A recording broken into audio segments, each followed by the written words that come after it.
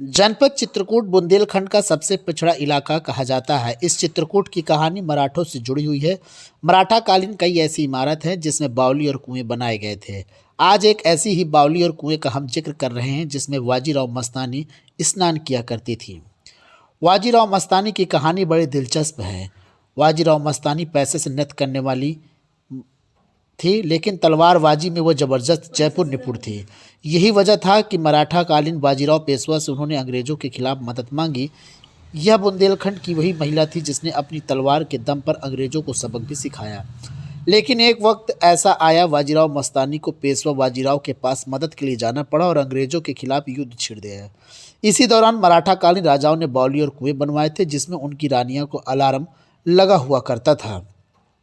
चित्रकूट में ऐसा ही मराठा कालीन इमारत है जिसमें आज भी बावली और कुआं बना हुआ है। इस बावली और कुएं से लगी हुई जमीनों को पुरातत्व विभाग ने सुरक्षित करके उसका संरक्षण कर रखा, लेकिन कुछ जगह ऐसी है जहां पर पुरातत्व विभाग की अनदेखी की गई है। ऐसी ही एक बावली और कुआं है जो नदी के किनारे बना हुआ है। उसमें लगी हुई जमीनों पर भूमाफिया नजर बिछाए बैठे हैं। वहां पर प्लाटिंग करके अवैध तरीके से जमीनों को बेचने का काम किया जा रहा है। कोई ध्यान नहीं दे रहा है। चित्रकूट में पेशवा राव ने कई ऐसे बावलियों को निर्माण करवाया था कि जहां उनकी रानियां स्नान कर सकें। ऐसे ही चित्रकूट में एक ऐसी बावली में हम पहुंचे हुए हैं जो आप मेरे बगल में देख रहे हैं। ये वही कुआं है जहां पर रानियां स्नान करने आया करती थी। लेकिन आज बात करें इस बावली की तो पूरे तरीके से खंडहर हो चुका है और आज भी इस कुएं में पानी देखा जा सकता है, लेकिन इसकी देखभाल करने के लिए पुरातत्व विभाग की बड़ी लापरवाही सामने आ रही है।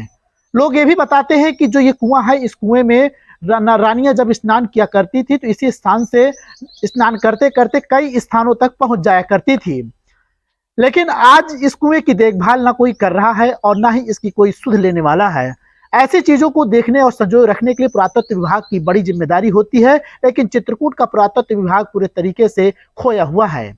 अब देखने वाली बात यह होगी इस रिपोर्ट दिखाने के बाद कितना पुरातत्व विभाग जग रहा है या फिर ऐसी ही बावलियां पड़ी रहेंगी खंडहर की तरह।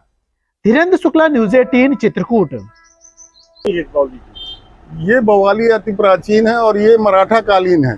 इसमें मराठों ने आबोहवा बदलने के लिए शिकारगाह के तौर पर इसका इस्तेमाल होता था, क्योंकि यहाँ नदी थी पास में और जंगली जानवर उस टाइम पानी पीने आते थे, शेर वगैरह, तो इसमें ही वो लोग शिकार भी करते थे और आने जाने वाली जनता को पानी की उपलब्धता परमानेंट रहे।